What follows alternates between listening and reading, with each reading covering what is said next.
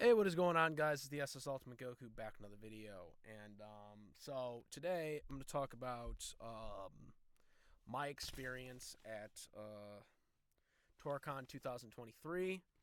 We're in the booth here, back at it. So now this was my first convention since last year when I think it was the Niagara Comic Con or whatever.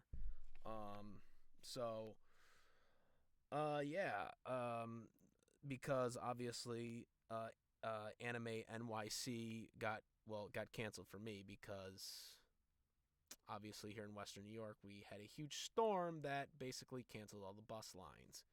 Yay! Not really, but anyways. So yeah, that sucked. Anyways, so it's been a couple days since then. I went on Saturday, didn't go on Sunday. I only got a Saturday pass, but so I went to Toricon in 2019, and then last year, which was the first year back since they did a 2-year hiatus because of COVID. Um, so um, to say, and I made the most of the convention for what it was because I bought the past months before, assuming that they would have actual anime voice actors at the convention because it is an anime convention, but nonetheless, the staff or whoever books really dropped the ball in my opinion. Um, from what I've heard from word on the street from people that know the situation, I won't say who they were, but the people that know what was going on behind the scenes told me that basically they were unorganized on booking guests. Um, like guests canceled, I guess, and basically they didn't have a backup plan in case guests did cancel, and that's why they only had really one person really. Um, you know, I did get his autograph. Big YouTuber. I didn't YouTuber. As you guys know, so that was awesome. But that's really mostly what he's known for. He's mostly known for YouTube contents and stuff like that. He's not really. I mean, he's kind of just starting out in voice acting, I guess. So yeah. But cool dude. I met him. Got his picture. Awesome. But like I said, they had like I believe 5 guests in 2019, and they had 2 last year when they had a 1-day convention. So to say it was very underwhelming is an understatement. Now, I made the most of the convention. They did have a cosplay contest. I entered that with my Goku cosplay. It was awesome.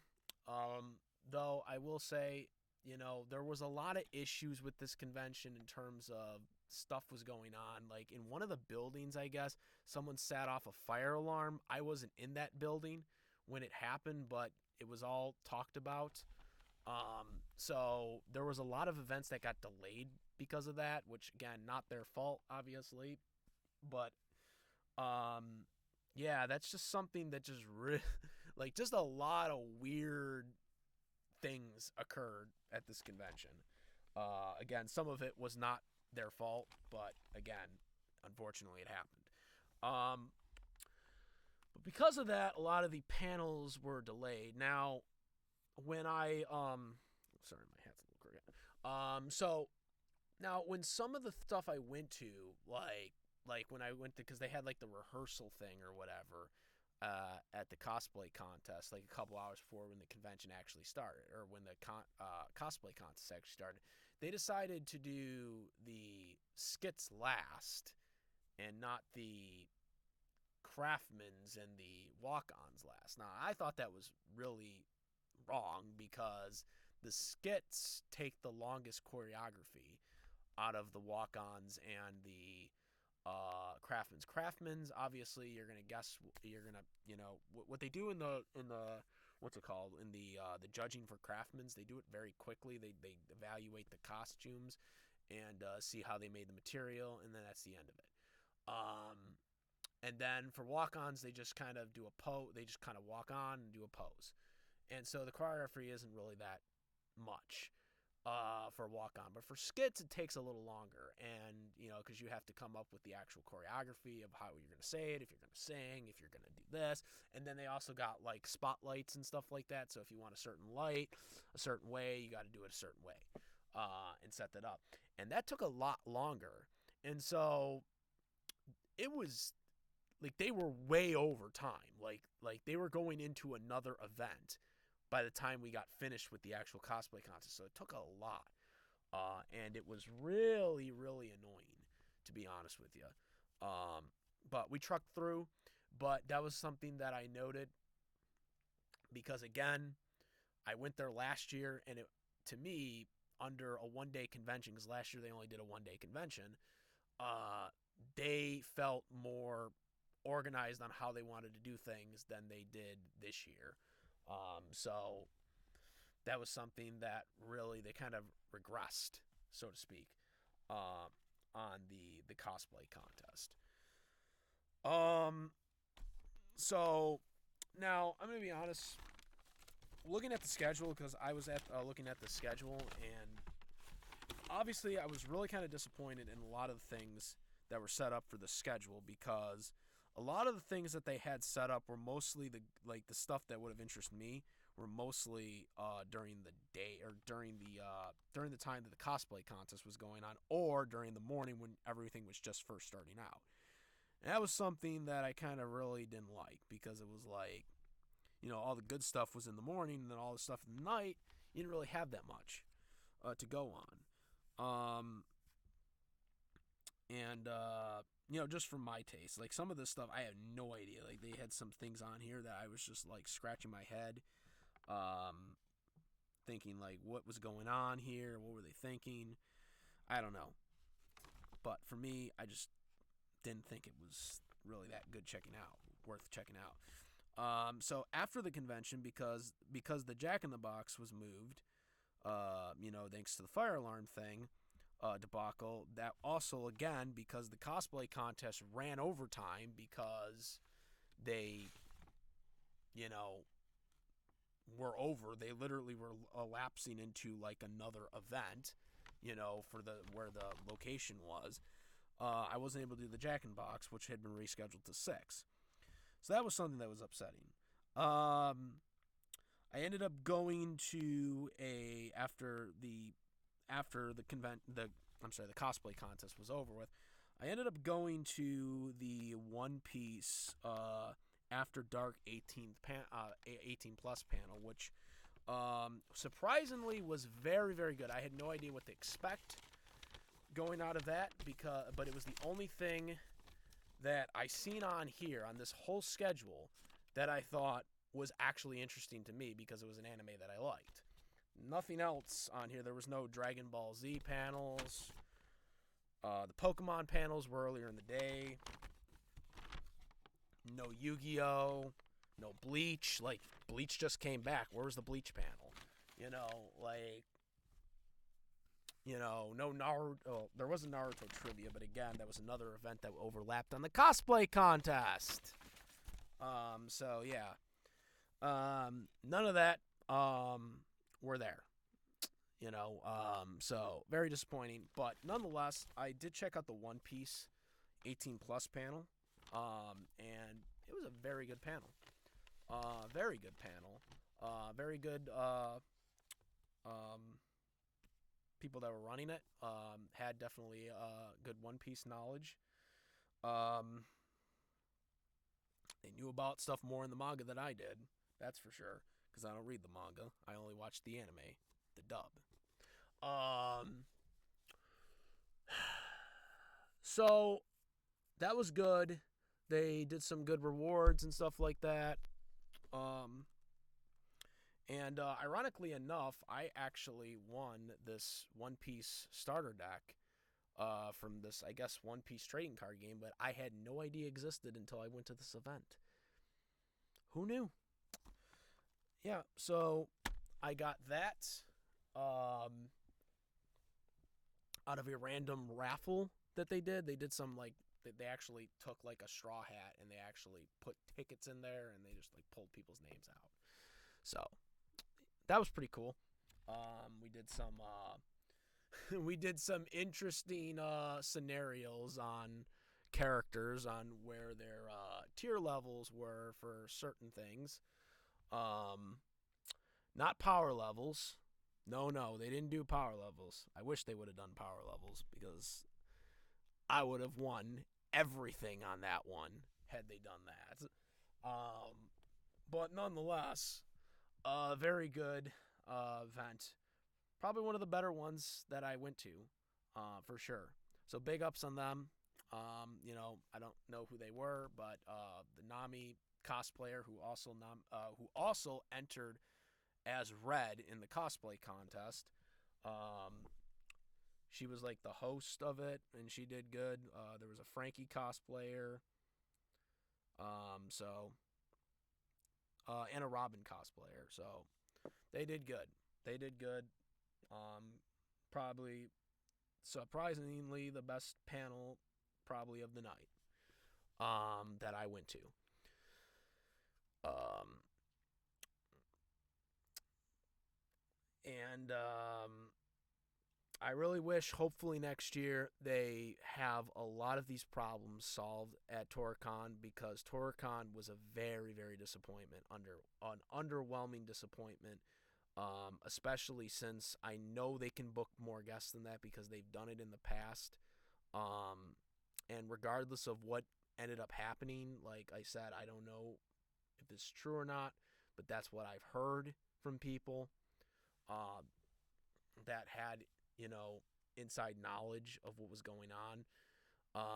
And again, it does suck, but when you're booking guests at conventions, you need to be more organized to knowing that, look, like me, like I mean, I could see like it being a college like students not knowing this.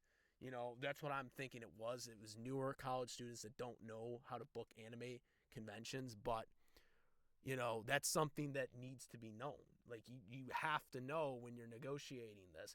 And then also one of the things that I really didn't like was on social media, they didn't really engage as much to promoting like, hey, we have this announcement for this guest or this guest. You don't have to actually say who they are, but you have to like kind of engage like, hey, we got this big announcement coming up, for this guest. We didn't get that.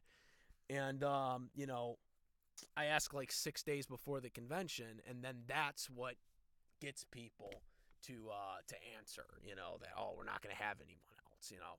That to me, you can't do that. None of the other conventions do that, especially the conventions I've gone to.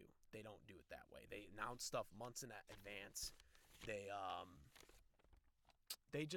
know how to structure things, and I know this is a college, so they can't actually announce anything, but they could announce like, hey, we got plans for this amount of guests, stay tuned as we negotiate. Like, this is something that needs to be done. You need to have this structure, and I know the process and how it works. So, on how to book guests for voice acting. Or guests in general. I know how the whole thing works, so it's not trying to be sour grapes about it. It's just that, like, I feel like there was not enough knowledge going into this, especially since they had months. They put tickets on sale like in November. Okay, they put tickets on sale in November. So, the convention's in March. So you have several months, but you really should be actually negotiating before you start going tickets on sale. So that was my biggest thing. Hopefully next year they had the survey thing or whatever. I gave my opinion on the survey and gave my 2 cents like I'm doing right now.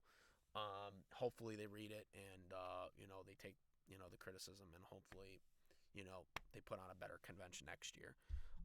I myself made the most out of the convention as much as I could, as well as the people that went with me. And again, there were a couple things that surprised me, that entertained me. But yeah, so yeah, that's the underwhelming story of Tora Con 2023. Again, next year I probably won't go unless I know for sure they have people announced, because they have no refunds on their tickets. So unless you're going to start announcing people right away, you're probably not going to see me there again. That's why they didn't even sell out their weekend passes, because they didn't really have anything prepared. They didn't have any real significant guests, in my opinion, announced. So that was really unfortunate. Like I said, guys, I call it like I see it, and not trying to come off as a dick, but that's just how it is. I look at it objectively when I'm talking about this stuff. So upcoming next will be UBCon. Hopefully we see some guests there. Nickel City Con is coming up as well. That's more of a celebrity convention, so I'm not sure if they're going to have any anime voice actors because they're a celebrity convention. I heard LitCon is coming back, possibly, so we'll see where that goes. And what else? So they had a couple Canada conventions coming up too, but I do want to go to that Anime NYC again, because I was ready to go if it had not been for the damn snowstorm. So we'll see how that one goes. And yeah, so yeah, overall, it's what it is. But I did get a One Piece trading card thing that I have no idea how to play the game. It's a starter. It's the, I don't know what it is, like film, or it's a film. It's a film. It's a film edition. It's from Red, One Piece Red. No idea how to play it. I'm a Yu-Gi-Oh card game player whenever I have the time to do it. That's what I do, Yu-Gi-Oh. By the way, I'm going to have to get some more decks soon. But yeah, that's what I do.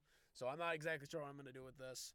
Because I don't even know where they do tournaments for this stuff. Like, I don't know. They freaking do Pokemon and Yu-Gi-Oh tournaments in my area. Like, I've never fucking seen a One Piece one. I've never seen a One Piece tournament thing going on. So, yeah. Yeah, guys.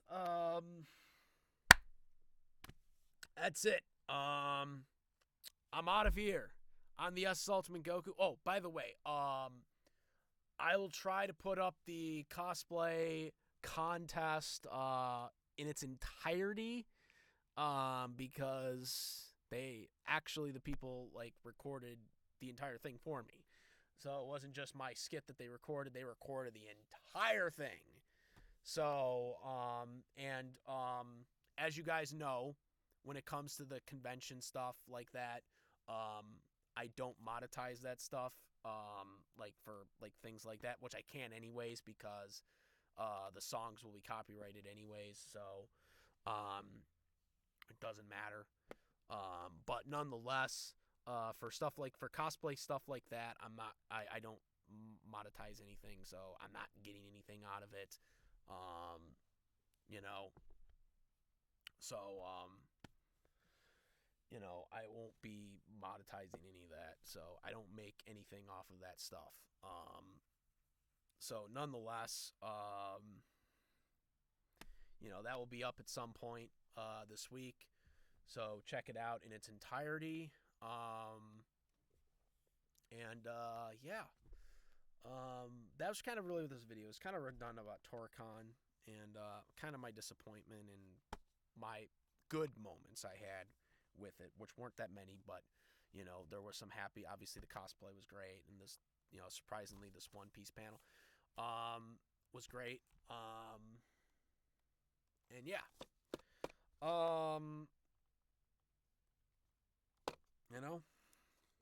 it is what it is. I don't know what else to say. So, yeah. I'm the SS Ultimate Goku. Out of here. Peace.